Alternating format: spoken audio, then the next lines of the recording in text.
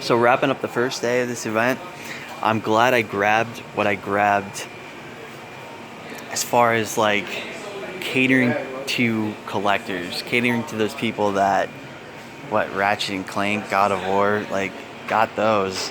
Like, come on, Dave, I'm a collector. I hunt, and those just come in lots. I actually have 4 copies, and I'm trying to sell that stuff. So I guess that's like not the best example, but how about like Mario Kart, Mario Party, etc. Nintendo first party stuff? Like, not what I got, but I got that stuff for, oh, you're collecting NES and you've got 450 unique titles and you're going for what's called a full set. Well, how about that? You got Dynatron, you got Supercars, you got John Riggs' favorite game of all time. John Riggs pimping, hustling, pushing that game up, up, up. You got Kickle Cubicle, you got Space Shuttle. How about Widget? You got Nigel Mandel, Wall Street Kid, the guy from Pink Gorilla, the guy banging Kelsey at Pink Gorilla Games. He's also banging that title. I guess somebody told Afro Gamer dude said that he tuned into a live stream of Kelsey from Pink Gorilla Games and her husband talking about, yeah, Wall Street Kid, I'm buying every copy I can. So if anybody wants to get mad at cornering the market on titles and driving them up in price, hey, be mad at that guy, Lay off me a little bit. Be mad at Kelsey's, the dude banging Kelsey. Yeah. Chris, you want to bang Kelsey? Probably. Chris, this is going on YouTube. She's one of my subscribers, right? No, Really? No. But yeah, bringing out collector stuff. That's all I got, really. I mean, yeah, I gotta. If I had it, I brought it, kind of thing. But I don't know. I go for the more obscure, the Konami Evolution skateboarding, Disney skateboarding. Service. And the stuff is moving, and I'm trading a lot of it away. And it's funny, like almost everything I've. Yeah, it's a little surprising. Talk about that in just a second, but gotta spit.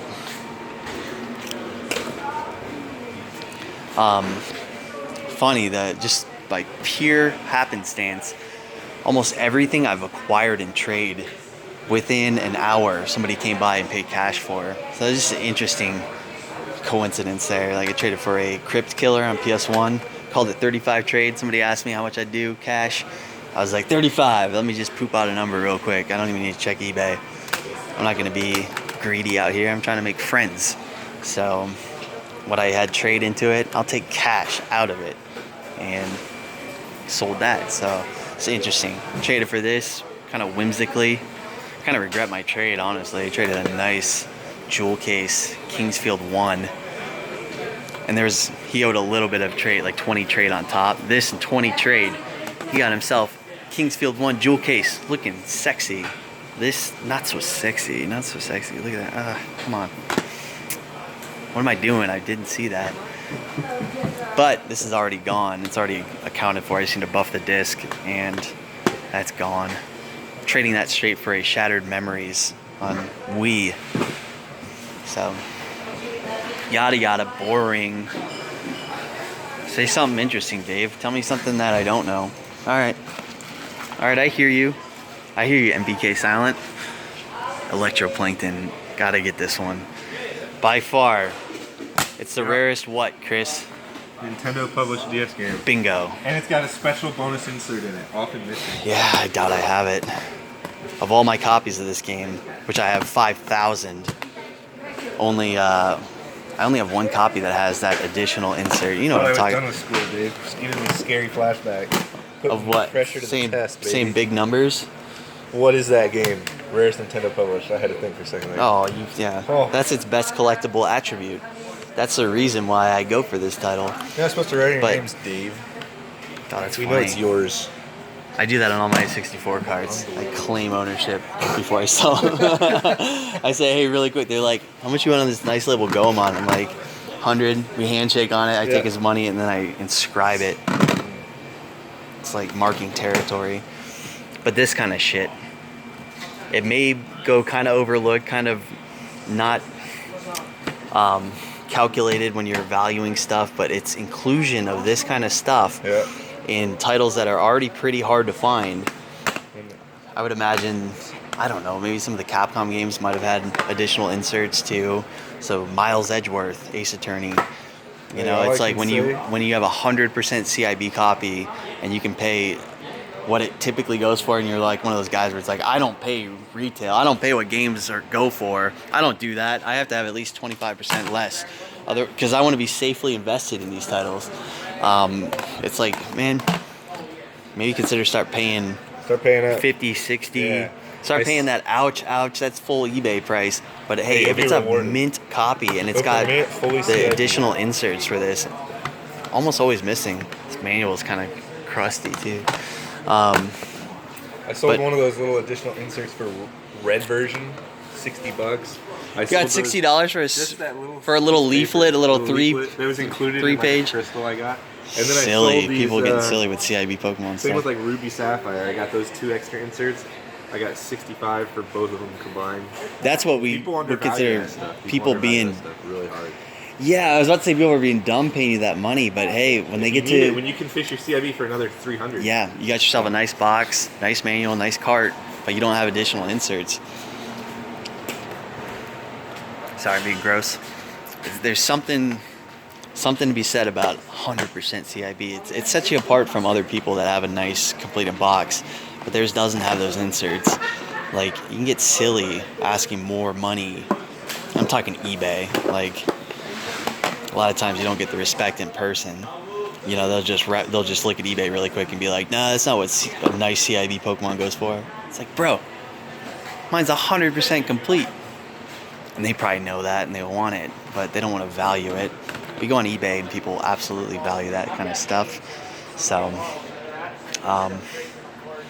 Electroplankton gameplay wise I like it, man. It's not for everybody, I would say. You know, there's no real objective here. There's no winning or losing. You just mess around with. It utilizes every function of the DS. That's really why they made this game. It's my theory. It was a launch title. I think they even had like playable copies before the DS even came out, just because it utilized the microphone. It did a good job of like, hey, mess around with these leaves on this plant and angle them differently, and then angle your little thing that's shooting out these plankton, and then they bounce on the leaves, and depending on the trajectory, depending on the angle in which they hit the leaf, it makes a different sound, and you just find yourself creating trancey music. Really interesting stuff.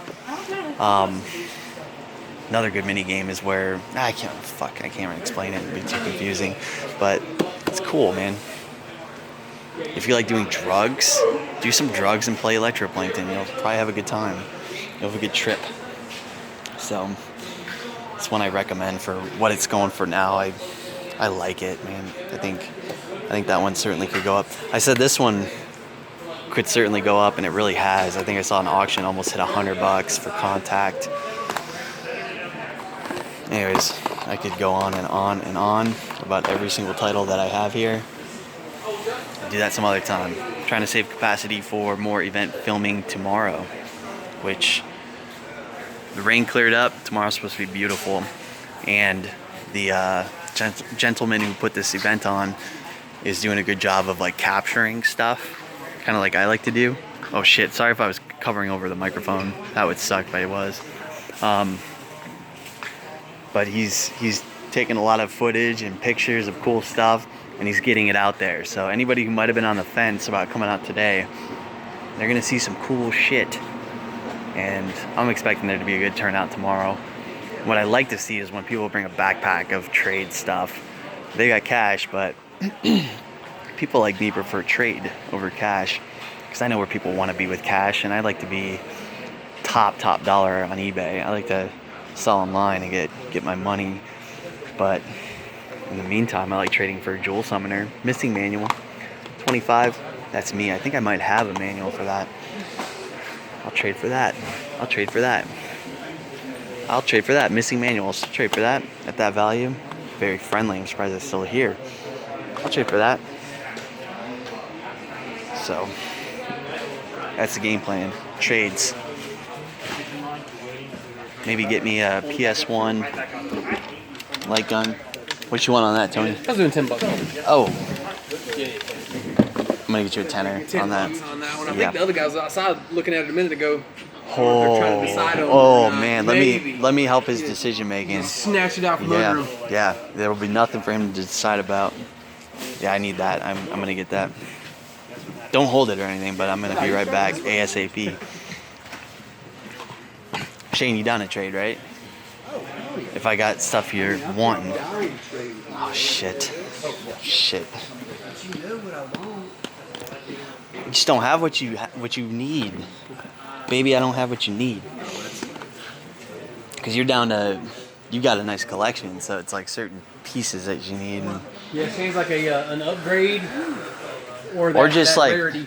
certain stuff where it's like hard to get the turbo stuff that's left on your list, right? Because you've got a lot of good stuff already.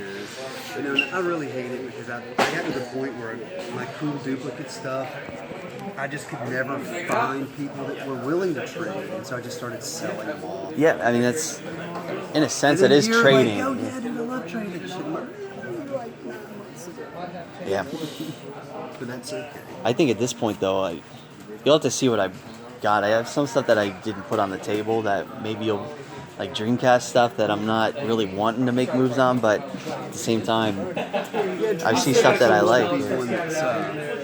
Dreamcast has jumped up on people's radar lately. Yeah, you know, and I feel even though prices are at an all-time high, I feel like this stuff is ready to take another jump. I feel. Yeah, I don't feel like it's too. I mean, these like comparisons. Yeah. Am I crazy? The Super Nintendo started dropping. Maybe a little bit. I think CIBs are roaring, and a lot of that's probably WADA speculation. Yeah, like very nice. Very nice Turtles in Time. Very nice Secret of Mana. You're just iconic type stuff that already had a good value to You it. like play stuff. Yeah, I know. Like I don't know. I saw 45 on a Secret of Mana cart. You know, like 20 on this, and it's still sitting here. So Shane's right. Like quality SNES carts definitely aren't. Meanwhile, NES is like just blowing up. So. And so that's I don't know. I feel like 64 jumped, but maybe started. Well, my take on 64 is GameCube definitely went poop. yeah. And NES did. I don't think GameCube's it's very been straight. just up and up and up. Where 64 seems like it's creeping up, but we're not seeing people like, all right, it's up. I'm gonna start selling it off. You know, it's staying like, and I'm talking those like hard to find full set type titles and stuff. I mean, you know, definitely like stunt race.